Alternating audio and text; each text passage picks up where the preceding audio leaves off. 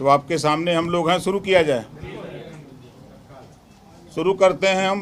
पश्चिम बंगाल के नतीजों के बाद अब पूरा देश उत्तर प्रदेश की तरफ देख रहा है। अगले साल की शुरुआत में ही यूपी में होने वाले विधानसभा चुनाव के लिए तैयारियां तेज हो चुकी हैं।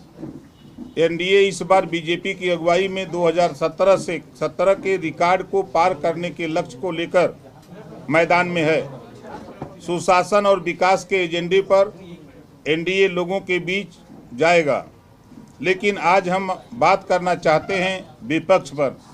हमारे देश में विपक्ष के हाल पर देखिए। जैसे विपक्ष वाले मीठा मीठा गप और कड़वा कड़वा थू करते हैं।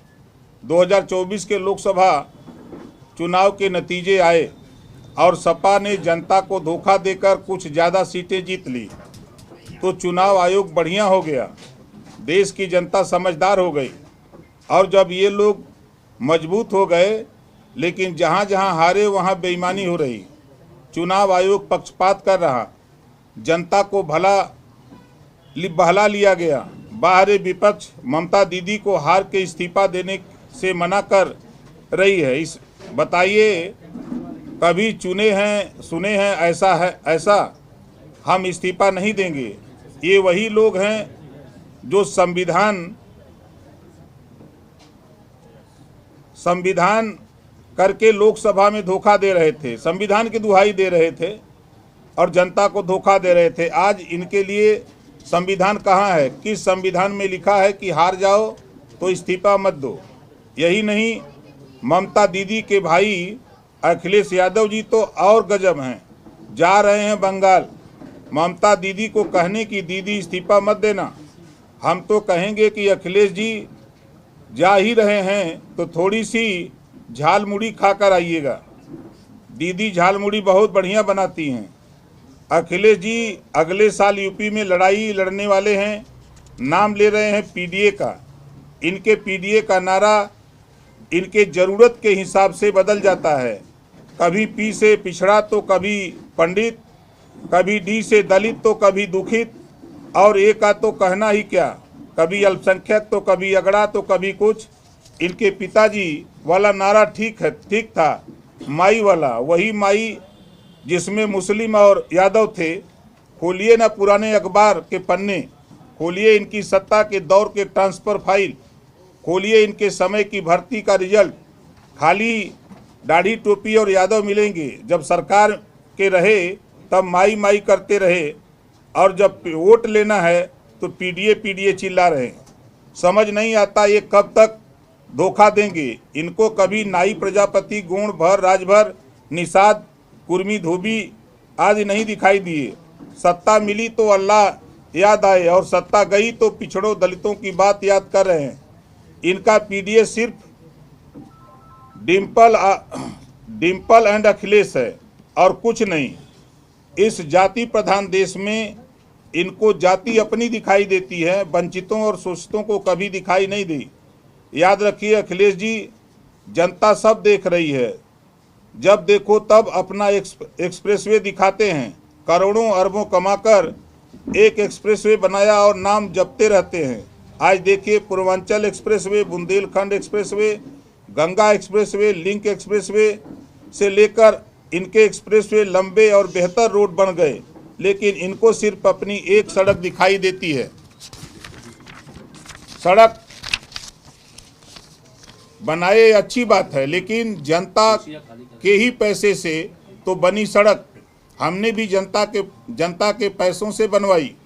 बस फर्क इतना है कि इन्होंने अपनी जेब भरी, हमने कम लागत में बिना भ्रष्टाचार किए इनसे कहीं ज़्यादा सड़कें बना कर दे दी। याद रखिए वो दौर जब मोहल्लों में सपा कार्यकर्ता दुकानों में टिक्की चाट खाकर पैसे नहीं देते थे। कोई दुकानदार पैसे मांग ले तो भैया का नाम लेते थे। भैया पता है ना, वही लाल टोपी वाले टीपू भैया। ये जो टीपू भैया है ना, वो पप्पू भैया के साथ मिलकर ख्वाब देख रहे हैं। ख्वाब वही जिसमें ये अधिकारियों को जनता का नहीं अपने घर का नौकर मान लें। वही ख्वाब जब इनके कार्यकर्ता हफ्ता वसूली करें। लेकिन पिछले 9 साल के माहौल बदल गया है। माफिया राज खत्म, और माफिया राज खत्म होने का मतलब है सपा की गुंडई खत्म। हम आज ये संदेश देने आए हैं कि महाराजा सुहेल देव जी के आशीर्वाद से हमारा कुनबा बढ़ रहा है। आज हमारी पार्टी में सैकड़ों लोगों शामिल होने की घोषणा कर रहे हैं। अभी ये शुरुआत है, आगे आगे देखिए ये कुनबा कैसे बढ़ता जाता है। ये ज्वाइनिंग सुभाषपा और एनडीए की ताकत को बता रहा है। अब बारी भैया की है। ममता बनर्जी का हाल देखकर सपाई अब सोचने लगे हैं कि कैसे बीजेपी और सुभाषपा में शामिल हो जाएं। हम तो कहेंगे उन सपाइयों से जो वसूलीबाज नहीं हैं वो आएँ हमारे साथ। सेवा का मौका एनडीए में मिलता है, आएंगे सेवा कीजिए। बाकी वसूलीबाज तो ताक लगाए बैठे हैं कि कब सरकार आए और कब वसूली शुरू करें। वसूलीबाजों नींद से जागो, कम से कम 20 साल वसूली का मौका मिलेगा नहीं और 20 साल से पार्टी बचेगी नहीं। वैसे भी अखिलेश जी कह रहे हैं कि उनके पास फंड की कमी है। ये कमी बढ़ती ही जाएगी क्योंकि सरकार में तो आना नहीं है। टीपू भैया को हम आखिरी में प्रधानमंत्री नरेंद्र मोदी जी, गृह मंत्री अमित शाह जी और पूरे एनडीए को बधाई देते हैं बंगाल में कमल खिलाने के लिए। अब वो दिन दूर नहीं जब एक एक करके पूरे देश में एनडीए सत्ता में आकर जनता को विश्वास क्या होता है ये एहसास कराएगी। सपा मुखिया अखिलेश यादव कल प्रेस कॉन्फ्रेंस में आंकड़े गिना रहे थे। अरे हम पूछना चाहते हैं कि जिस सीट पर जीत गए वहाँ के आंकड़े कभी क्यों नहीं गिनाते? जहाँ हारे वहीं गड़बड़ी, जहाँ जीते वहाँ चुनाव निष्पक्ष। ये संविधान बचाने की बात करते हैं। इनकी चहेती ममता बनर्जी हराकर इस्तीफा देने से मना कर रही हैं और ये लोग लोकतंत्र और संविधान की बात कर रहे हैं। आज बाबा साहब स्वर्ग लोक से देख रहे हैं, सोच रहे होंगे कि कैसे कैसे नेता इस देश में पैदा हो गए हैं जो संविधान जैसी पवित्र किताब पर भी राजनीति कर रहे हैं। सुना है कल अखिलेश जी कह रहे थे कि उनके ज्योतिष जो कहेंगे वो वही करेंगे। ज्योतिष महाराज से हम कहेंगे कि अखिलेश जी से सिर्फ सच बोलने को कह दीजिए। ज्योतिष महाराज जी कहिए अखिलेश जी को कि संविधान के नाम पर, पिछड़े दलित के नाम पर झूठ बोलना छोड़ दें। पंडित जी को उन्होंने 2 बातें लिख कर दी थी, 2 बातें हम जोड़ देते हैं। एक, अखिलेश जी सच बोलना शुरू कर दें और दूसरा वो संविधान का सम्मान करते हुए पिछड़े दलित के नाम पर राजनीति करना बंद कर दें। आज इस मौके पर पार्टी में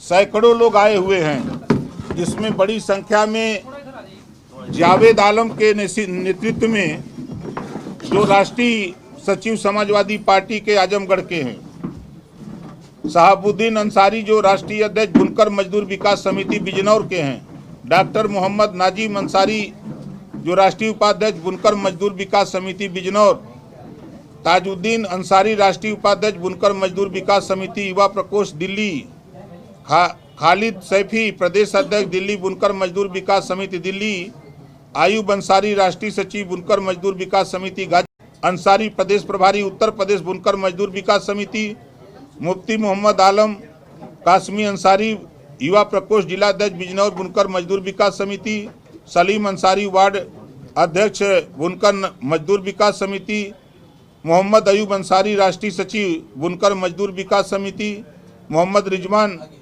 वार्ड अध्यक्ष बुनकर मजदूर विकास समिति, मोहम्मद नईब जिलाध्यक्ष शाहदरा दिल्ली बुनकर मजदूर विकास समिति, कल्लन सैफी, शकील अहमद सदस्य बुनकर समिति, उमर सदस्य बुनकर समिति, मोहम्मद इब्राहिम ग्राम प्रधान बुनकर मजदूर विकास समिति, मुमताज सदस्य बुनकर मजदूर समिति, पदम प्रकाश ग्राम प्रधान बुनकर समिति, अंकित कुमार ग्राम प्रधान बुनकर समिति, मोहम्मद बुरफान ग्राम अध्यक्ष बुनकर मजदूर समिति, इंतियामुलम मुल्हक बुनकर समिति, वदर जमील सदस्य बुनकर मजदूर विकास समिति, सद्दन खां सदस्य बुनकर मजदूर समिति, नावेद आलम, अनीस अहमद नगर अध्यक्ष, वकील अहमद सदस्य बुनकर मजदूर विकास समिति, कारी सलम सदस्य बुनकर मजदूर समिति, शकील अहमद मंडल अध्यक्ष लखनऊ बुनकर मजदूर विकास समिति, बलराज प्रजापति पूर्व प्रभारी पश्चिम अमरोहा, संतोष कुमार सिंह, वीरेंद्र राजभर, अंश सिंह, यशवीर सिंह, अभय सिंह, विकास सिंह, राजेश यादव, ये हमारे साथी आजमगढ़ से हैं। ये सभी लोग पार्टी आज ज्वाइन किए हैं। ये आज आपके सामने इन साथियों ने पार्टी ज्वाइन किया है। अब आप लोगों का सवाल उत्तर हमारा।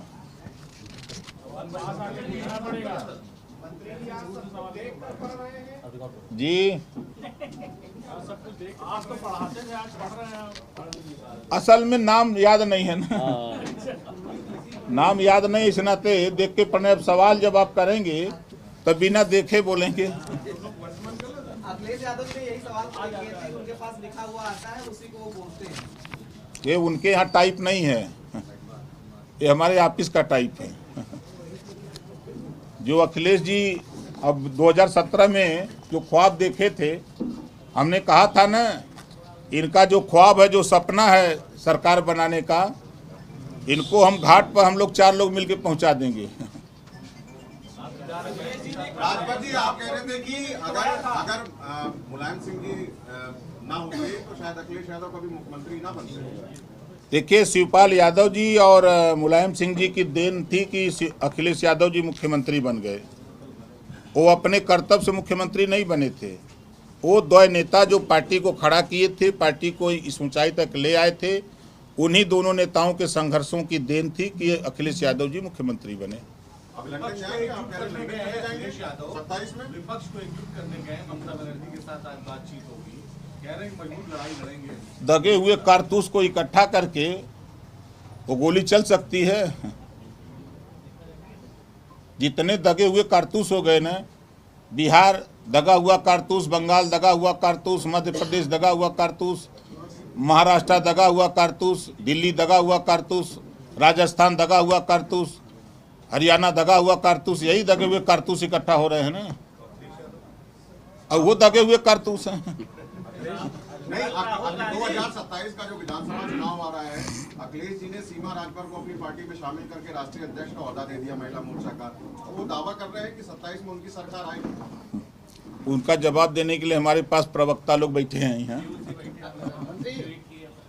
राहुल गांधी जो है वो कह रहे हैं कि हरियाणा में जो है घुसपैठियों की सरकार है, लोकसभा के ज्यादा से मतलब हर 6वां सांसद जो है वो वोट चोरी से जीत कर आया है। केरल में सरकार बनी है तो ये वोट चोरी से बनी है। वो सांसद हैं, उनकी बहन सांसद हैं, उनकी माताजी सांसद हैं, ये वोट चोरी से लोग बने हैं, तो इनको रिजाइन दे देना चाहिए। रिजाइन दे करके तब ये बोलते सब लोग, तो अच्छा लगता है कि नहीं ये लोग सही कह रहे हैं। आप जीतो तो अच्छा है, आपकी सरकार बने तो अच्छा है, दूसरा जीते तो वोट चोरी की बात है। 27 के विधानसभा चुनाव में आपकी क्या रणनीति है? कितनी ज्यादा सीटों पर जो है आप चुनाव लड़ना चाह रहे हैं? कहां पर आप? देखिए, सरकार भाजपा की बननी है, हम लोग सहयोगी दल हैं। सरकार बनाने के लिए हम लोग लगे हैं। सहयोग है ना, जब 4 लोग हैं तो 4 लोग सहयोग करेंगे, जो सहयोगी दल हैं। सीटों की संख्या आप चाहते हैं? अब टाइम आएगा, खोखी आवे के सवेरे तो मुंह बावल या संजय के। अखिलेश यादव कह रहे हैं कि आपको जो लिखा पड़ा हुआ है वो कहीं से दिया जा रहा है, पर्ची वही आप पढ़ रहे हैं। देखिए, अब अखिलेश जी वो जान गए हैं, जब बंगाल का रिजल्ट आया तो 4 घंटा बेहोश बैठे थे। पूछ लीजिएगा उन्हीं से, 4 घंटे बेहोश बैठे थे कि अब क्या होगा। वो जैसे शोले फिल्म में गब्बर सिंह ने पूछा था कि तेरा क्या होगा कालिया।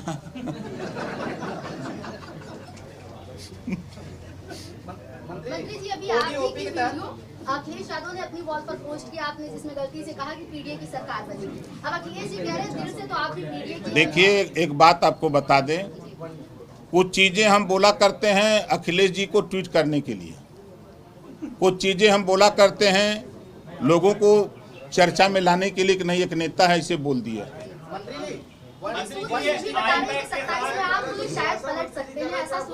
आईपैक को लेकर आपने ट्वीट पे एक खुलासा भी किया है कि ममता बनर्जी हार गई तो वो जो फंडिंग का पैसा था वो क्या मतलब? देखिए, कोयला घोटाले का जो पैसा था तो वो पैसे के दम पर यहाँ एक एजेंसी लगाई गई समाजवादी पार्टी की सरकार बनाने के लिए।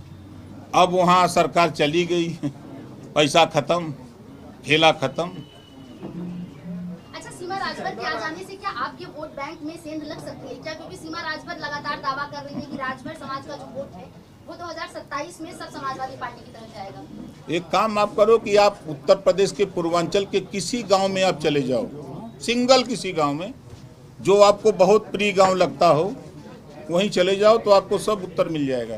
नहीं, सीमा राजभर लगातार एक जिला आप एक विरोध कर रहे व्यंजन हैं। में नॉनवेज को शामिल नहीं किया गया है, विपक्ष सवाल खड़े कर रहा है। क्या कहें? विपक्ष नॉनवेज खाली खाता है कहाँ?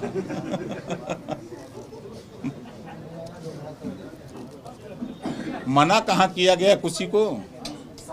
वन नहीं, वन डिस्ट्रिक्ट वन व्यंजन की बात हो रही है। तो ऐसा व्यंजन हो कि जो पूरा देश खाए, पूरा देश उसका आनंद ले। कुछ लोग छूट जाते हैं, जैसा जो नाम आपने लिया तो उसको बहुत लोग नहीं खाते हैं। इस नाते सरकार ने फैसला लिया कि ऐसा व्यंजन जो जिले का हो, जिसको 25 करोड़ आबादी उत्तर प्रदेश की और 140 करोड़ आबादी देश की, वो कहीं से भी लोग आके खाएं। क्या सपा के कुछ विधायक आपके टच में हैं? तमाम कार्यकर्ता आपने बताए हैं 27 के पहले जैसा बंगाल में एक भगदड़ की स्थिति देखी गई है। आपसे कुछ लोग क्या फोन करते हैं कि हमको भी जो है वो शामिल करा लो इसमें, कुछ ऐसा आप कर रहे हो जिससे समाजवादी पार्टी में ऐसी कोई टूट की स्थिति हो? 4 महीना और इंतजार करो।